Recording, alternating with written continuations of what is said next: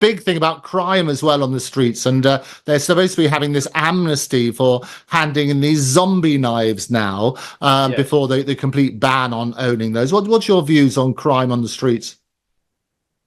I think it's symptomatic of everything else that's going on. I also believe that we have to, once and for all, deal with companies like Google, who I claim are the biggest crooks in the world, because they take money from every fraudster, every person that's trying to shock people. The people that sell these knives, they get them off the internet. And who promotes them on the internet? It's Google. They take the ads from them. They allow them to be there.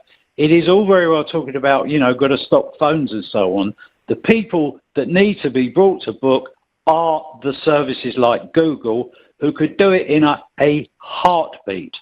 They could stop all of these sham people and the dealers of drugs, illegal drugs, the dealers who are pushing for suicidal moments, which is disgraceful, and also this whole selling of knives and indeed sham guns and all the rest of it. Where do they find out about them? They go to Google. You Google it up and up it comes. And I've been going on for about 25 years about the problem of tickets and flights and hotels. Even today, if you want to book a flight on British Airways, you go onto Google, and the first site you see, you think is British Airways, but actually it isn't. It's some shyster travel agency trying to take money off you, and so on. If you want to buy a ticket to go to the theatre, you have to dig deep to find the actual theatre, because you'll find everybody else that is trying to scam money off you. And if you want to book a hotel, you'll have to really dig deep again to find out, once you get through Expedia and Trivago and Bookings.com and this, that and the other, all of whom are paying Google a fortune, and all are there to fleece the public. It's not acceptable. Yeah, and as you're right, it's not a badge of excellence or an endorsement. It's whoever's got the deepest pockets and pays the most to get visibility. So you're working on that premise. The other thing I would point out, it's not just Google, though. There are most of these terrible things are actually on the dark web.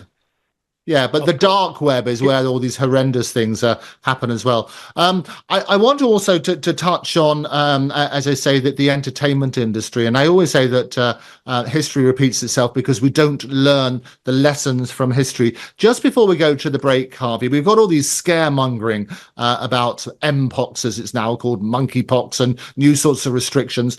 Just as a headline before we go to the break, tell us just how devastating the COVID restrictions were on the entertainment industry. Sit down, as they did with anything to do with hospitality, of course. And, it's back up and running again with a vengeance, but for 2 years it was shut down. And the knock-on effect is, as we say, it wasn't just the artist on the stage, but it's a whole industry, it's a whole army of people behind it, from the caterers to the stage crew to everybody else and involved as well. A multi-million dollar business. We'll have a look at some of those lessons. The Lady Hallett also had her report, Baroness Hallett, and she was quite condemning of what happened.